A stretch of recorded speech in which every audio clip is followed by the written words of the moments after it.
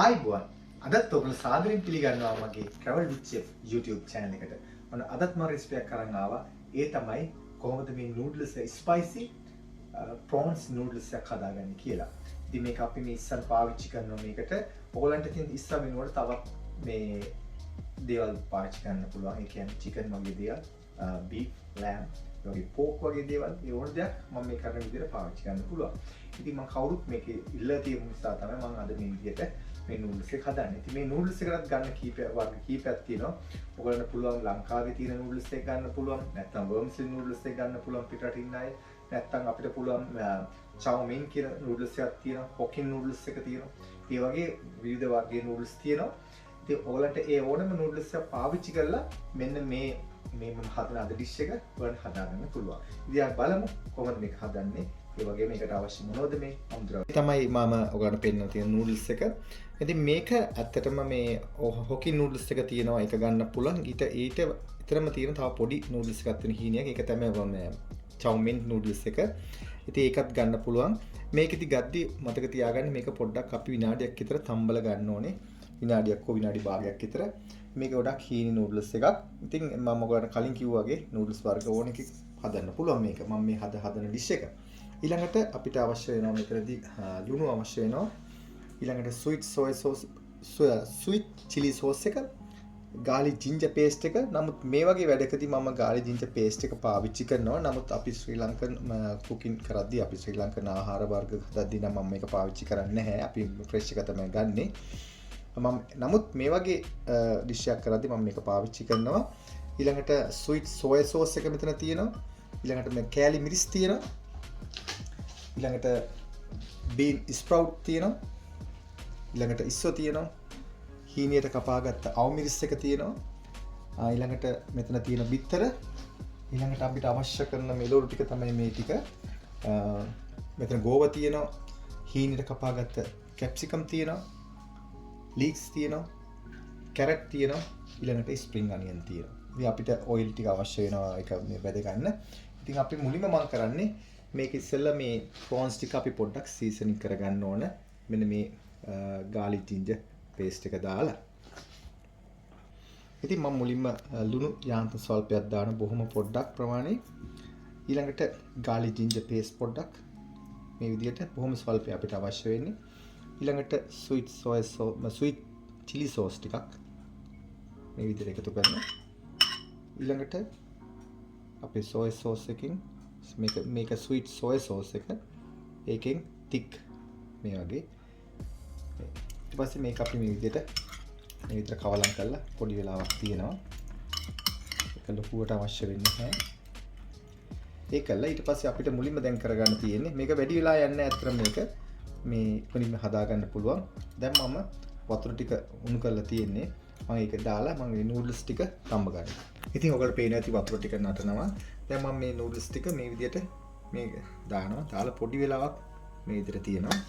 තියලා මේකෙදි මම ගොඩක් වෙලාවට ඔයගොල්ලෝ රෙකමන්ඩ් කරන්න පුළුවන් නම් මේකට යූස් කරන්න පොඩි ටොන් එකක්. එතකොට තමයි මේක ලේසි වෙන්නේ මේ අපිට ගන්න. ඉතින් මෙන්න මේ වගේ ඔයාලට පේන ඇති මේක මේ විදිහට මේ තඹ ගත්තම යාන්තම් ඒ තප්පර 30ක් වගේ ඔයාලට පේන ඇති මේක හොඳ සිල්කි ගතියක් එනවා. එතකොට අපි මේක ඉක්මනට අයින් කරගන්න. ඕනට තඹ ගන්න එපා. තැඹුනොත් මේකේ වැඩේ වරදිනවා. බෙරි වෙන්න ගන්නවා. දැන් මේ ඇති මම මේක දැන් අයින් කරගන්නවා වෙනම බෝල් එකකට මේ විදිහට. ඔයගොල්ලෝ නැත්තම් මේක පෙරා ගන්නත් පුළුවන්. මොකද මේ විදිහට අයින් කරලා මේක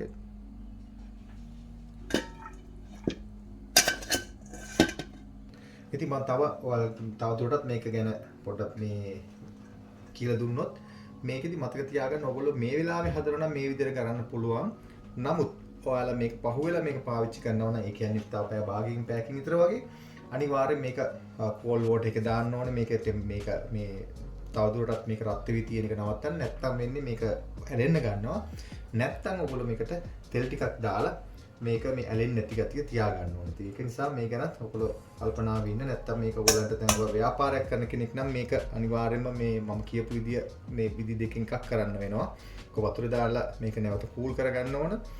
ඊට පස්ව නැත්තම් මේක තෙල් ටිකක් දාලා තියාගන්න. මම හිතන්නේ ගොඩක් දුරට වතුරේ තියෙන එක වතුරේ දාලා මේක කූල් කරගෙන වෙනම වතුර බේරලා පැත්තකින් තියාගන්න. හැබැයි දාර හදනවා නම් විතරයි.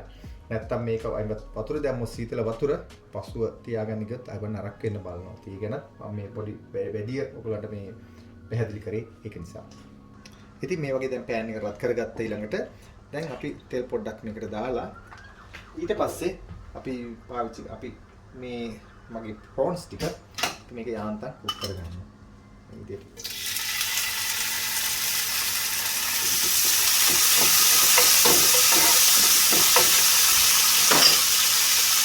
ඉතින් මේක යාන්තම් මේ වගේ පැති වෙනකොට ඊට පස්සේ මම මේක පෑන් එකෙන් අයින් කරගන්න වෙනවා.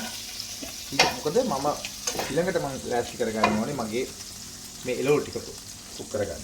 ඊට පස්සේ මම මේකට මුලින්ම දානවා මගේ කැප්සිකම් ටික. ඊට පස්සේ කැරට්ස්. ඊට පස්සේ ගින්දර පොඩ්ඩක් වැඩි කරන්න මේක.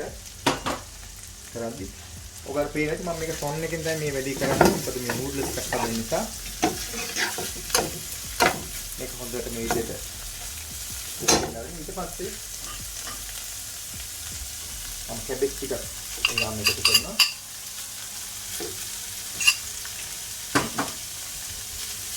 මේක පොඩ්ඩක් මේ විදිහට කැම්බෙන්න අරින්න.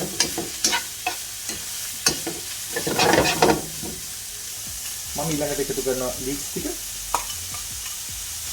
මොකද මේක ඔයගොල්ලෝ බලන්න ඇති ඇයි මම ප්‍රෝන්ස් ටික ගන්දි මම වෙන පෑන් එකක් ගන්න නැති කියලා ඒ ප්‍රෝන්ස් ඒ වගේ සීල්ඩ් වුණාන් පස්සේ ඒකෙන් එන සුවඳත් එක්ක ඒ ෆ්ලේවර් එක ඔක්කොම මේකදී මේ රැඳිලා තියෙනවා. ඒකයි මම මේ විදිහට කරේ. එතකොට මේක මේ කරද්දී මේ අවටම හරි සුවඳයි. ඉතින් ඒ සුවඳ ගැතිය තියෙන්න ඕනේ. මොකද නැත්නම් ඒක අත්දැකලා අලුතෙන් මම පෑන් එකක් පාවිච්චි කරන්නේ නැහැ. ඒකට මම ලුණු පොඩ්ඩක් මේ වෙලාවට එකතු කරනවා. ලුණු ස්වල්පයක්. ඊළඟට මම කෑලි මිරිස් ටික එකතු කරනවා මේක ස්පයිසි ගතිය ගේන්න. ඒක වැඩිපුර දාන්න.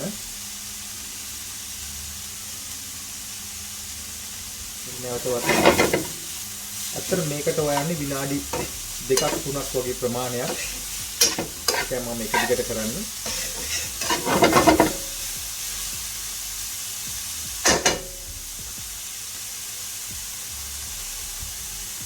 ඊළඟට මම ඉතින් ලියාගත්ත අවුමිරිස් ටික ඔයාලට ඕනනම් කොච්චි කියන එකක් දාන්න පුළුවන් හීනෙට කපාගෙන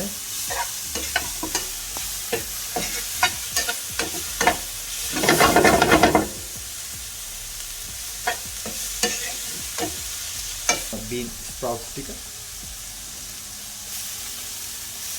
ඒකත් පොඩ්ඩක් කැම්බෙන්න ඕනේ මේක මෙයත් එක්කම එකට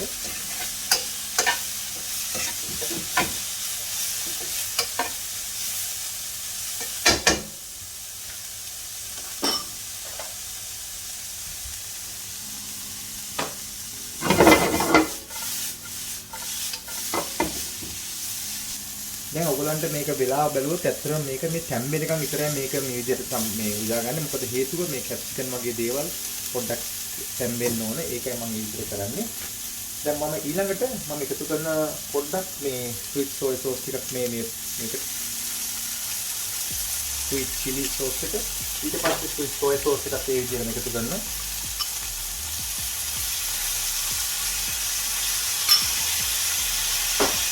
ඊළඟට මම එකතු කරනවා මගේ නූඩල්ස් එක.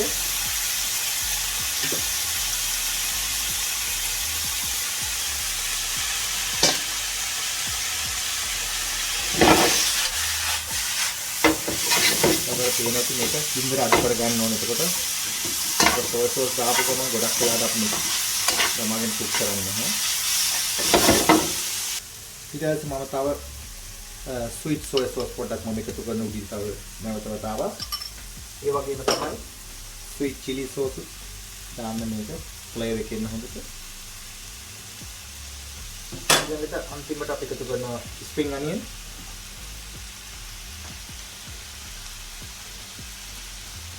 ඊට පස්සේ මම අවසාන වශයෙන් මම prawns එකත් එකතු කරන මේ විදිහට. ඊට පස්සේ මේක මේ විදිහට කවලම් කරලා ගන්න. ඒ සෝස් මේකෙදි ඇත්තටම ගොඩාක් ඩ්‍රයි වෙන්නත් බෑ. මේක හොඳට කෙත ගතිය තියෙන්න ඕනේ මේක නූඩ්ස් එක.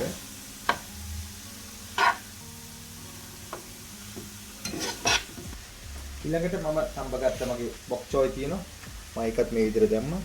ඒකත් මේකත් එක්කම පොඩ්ඩක් කවලම් කරලා ගන්නවා. මෙච්චරයි. හරිම ලේසි. හරිම සුවඳයි. දැන් මම ඔයගලන්ට මේක ඇත්තටම ඉක්මනින්ම ගෙදරදී හදා ගන්න පුළුවන් රාත්‍රී කෑමකට හරිම පහසුයි. ඔයගලන්ට මේ චිකන් වගේ දෙයක් ගත්තා නම් ඒ චිකන් මේ වගේ සීල් කරලා මේ විදිහට කුක් කරගෙන මේ විදිහට අවසානයේදී එකතු කරන්න පුළුවන්. දැන් මම ඔයගලන්ට මේක ප්ලේට් එකකට දාලා පෙන්නන්න. ඉතින් අපි දැන් මේ විදිහට ප්ලේට් කරන දැන් ඔයාලට හේන ඇති මම මේ ටොං එක පාවිච්චි කිරීමේ පහසුවන්නේ ඒකයි. මොකද ඒක දිගට තියෙන නිසා නූඩල්ස් එක අපිට මේ විදිහට දාන්න කරන්න ලේසි. ඉතින් ඒකයි මම ඔයගලන්ට පෙන්වන්නේ මේ විදිහට අපි දාමු කියලා.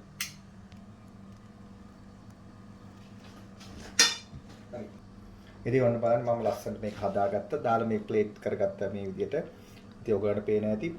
මේක ඇත්තටම මේක සර්ව් කරනවා නම් සර්ව් කරන්න ඕනේ ඔයගලට යන කන්න ඕනේ. මේක මේ රස්නේ පිට. ඉතින් නූඩල්ස් එක තියෙන ක්වොලිටිය, මේක රසය කොහොම තියෙන්නේ රස්නේ පිට කනකොට.